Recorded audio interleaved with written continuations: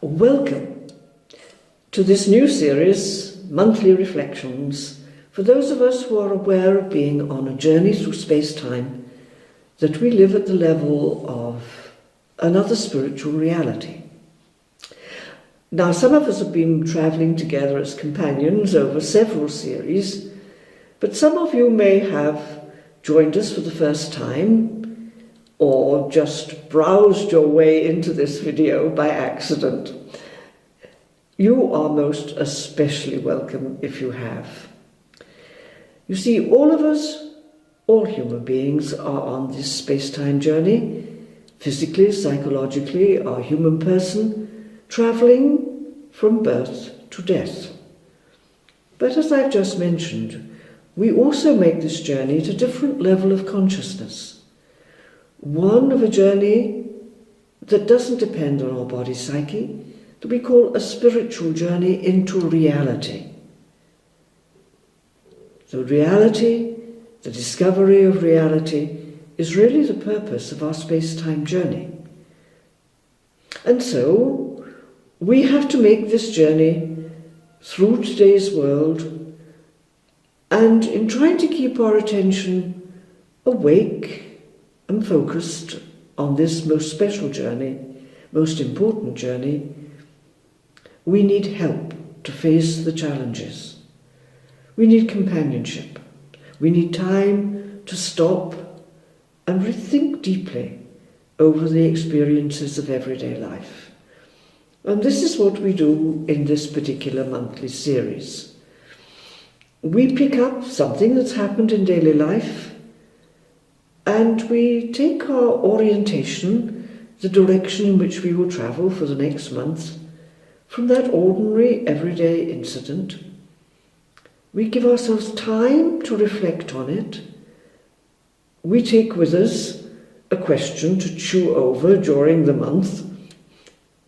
And then for those who would find it helpful, there will also be the suggestion of a very simple practice you could put into your everyday life, which in actual fact will deepen your sense of reality and of purpose of life.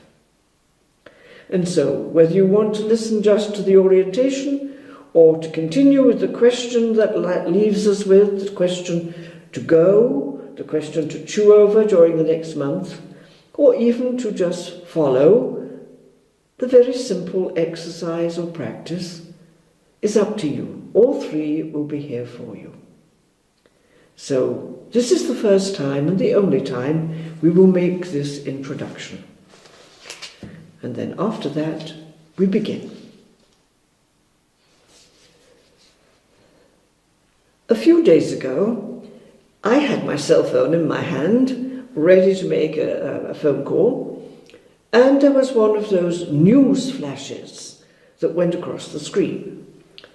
It said that there were people for sale. Yes, people, human beings, for sale. It then went on to say that in one well-known country, smugglers had been putting human beings up for auction to be sold as slaves. Now, that came as a shock. I read a little more about this announcement in the press later, but then it disappeared. So perhaps you may not have seen it, or read it, or even heard of it. But hearing about it now, what was your immediate reaction? Just hold that for a moment.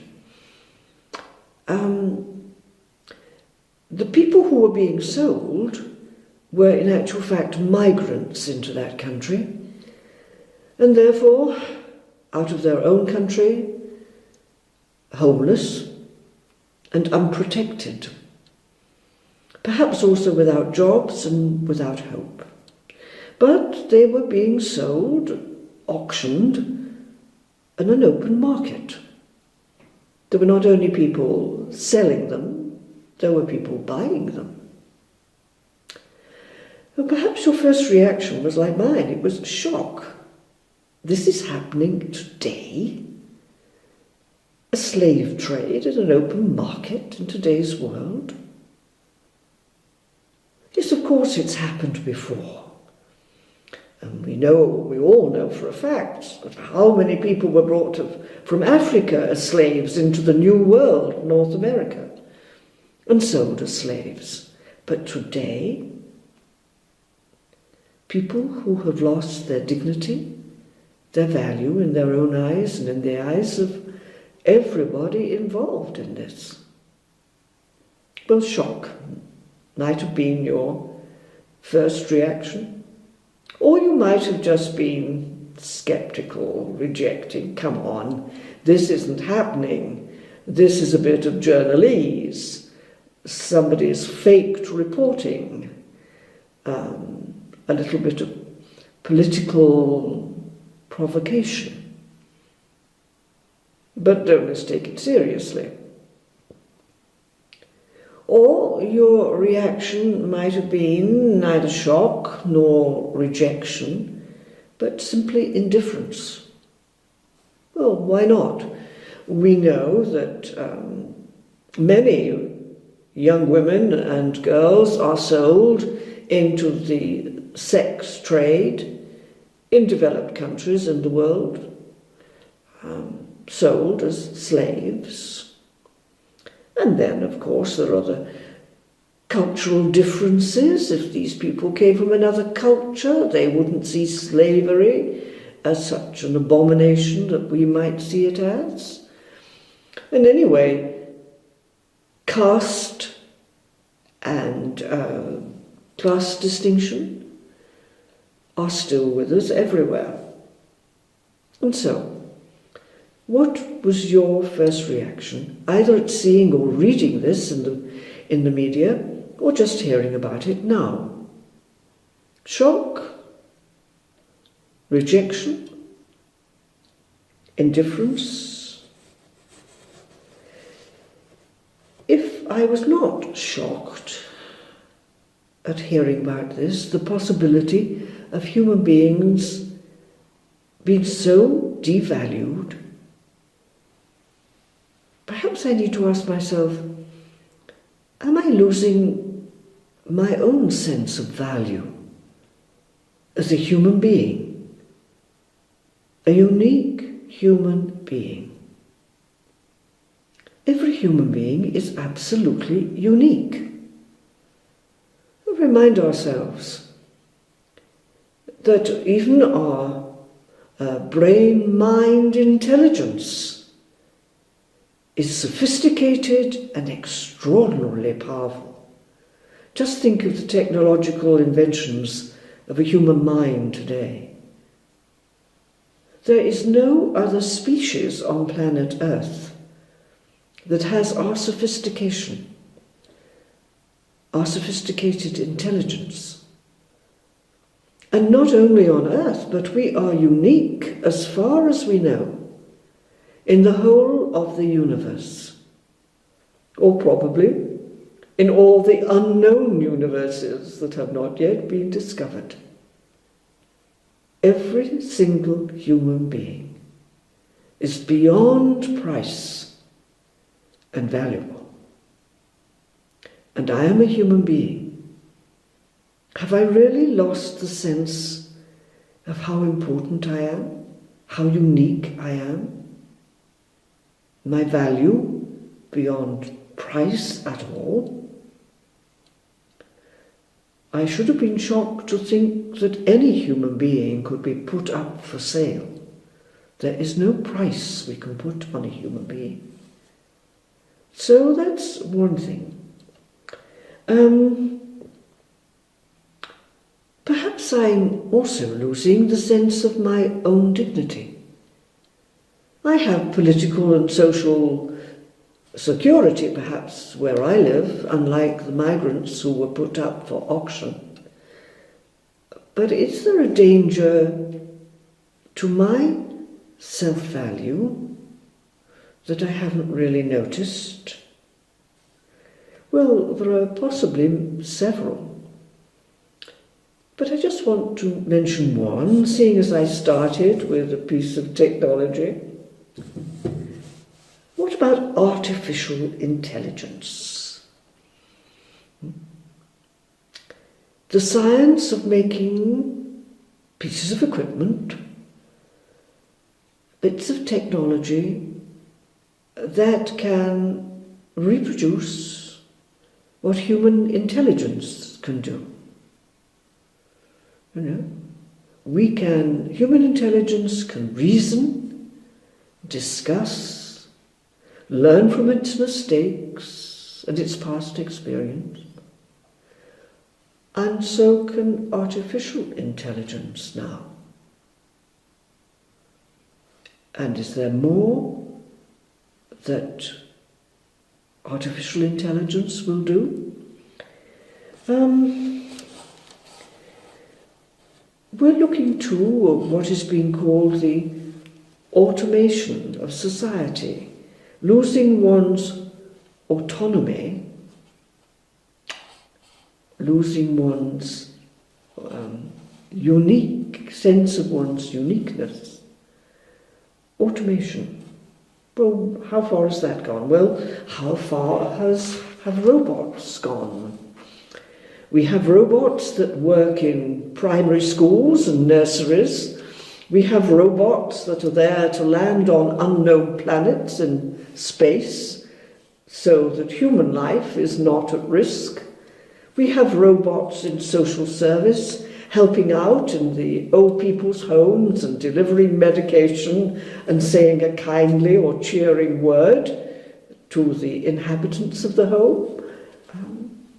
Robots, as well as in many other situations, in many other industries. We have iPhones and all the power that the iPhone has over our way of life. And what else?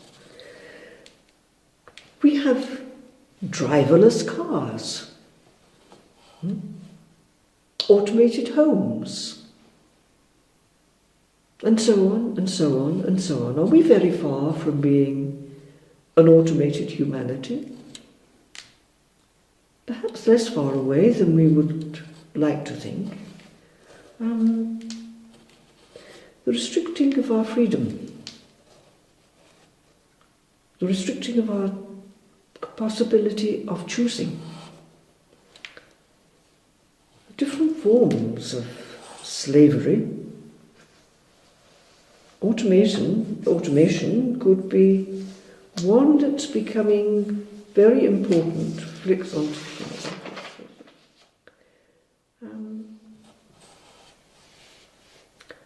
So perhaps for the month ahead, I just have to go back over that question. Was I shocked? Was I rejecting? Or was I simply indifferent to the threat to my own dignity as a human being, my own importance, my own uniqueness, and a threat to my freedom? Am I really going to be enslaved, in chains of any sort? My freedom to choose. There are lots of ways in which we hear of this. Quite often people who are suffering burnout complained that their employers were so demanding that they had no time to think, no time to get away and reflect. So if you choose to do that this month, then you are claiming your freedom.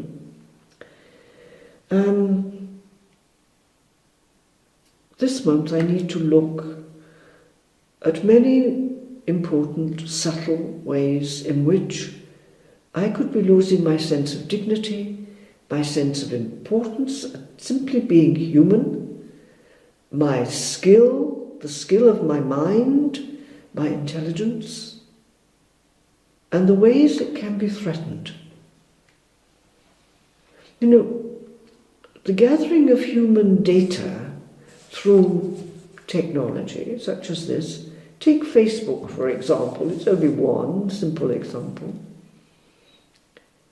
the gathering of human data has probably reached proportions that most of us are totally unaware of.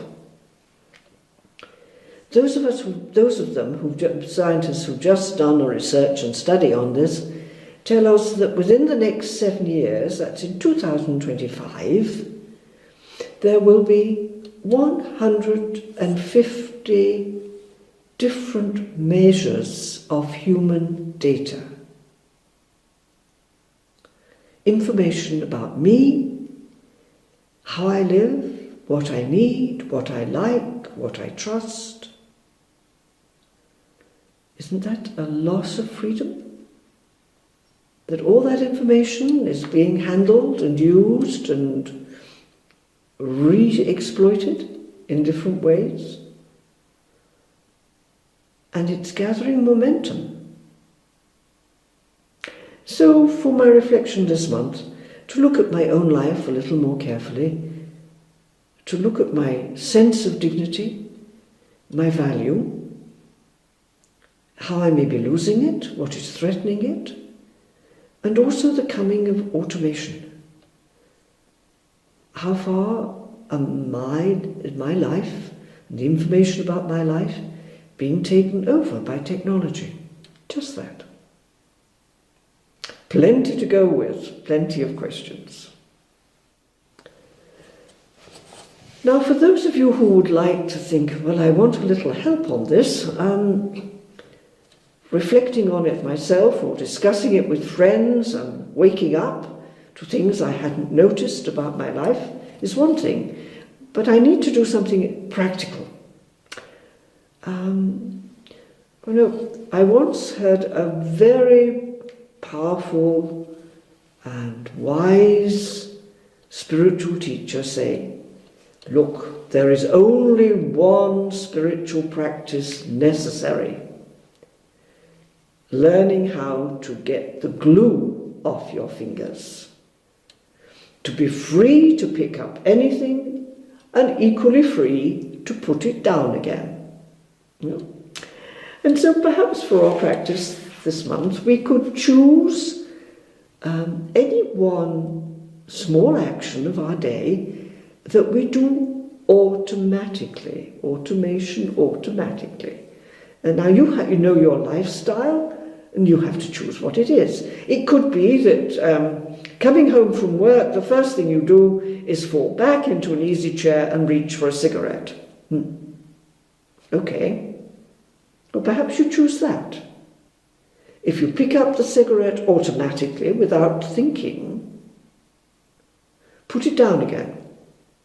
Pick it up later, if you wish. But don't do it automatically. Be aware of the fact that you're doing it. Or it could be falling into a chair and making a cup of coffee. It really doesn't matter what the thing is. You discover, locate, recognize any automatic action. Any action you do automatically, unthinkingly in your day. There may be many, but choose one. And for the next 4 weeks, do it thinkingly. And if you do it automatically, you picked it up, put it down. Be free to put it down again, and free to pick it up again. Reclaim your freedom from slavery. So enjoy. Enjoy the practice, enjoy the reflection, enjoy your life, your freedom and your dignity.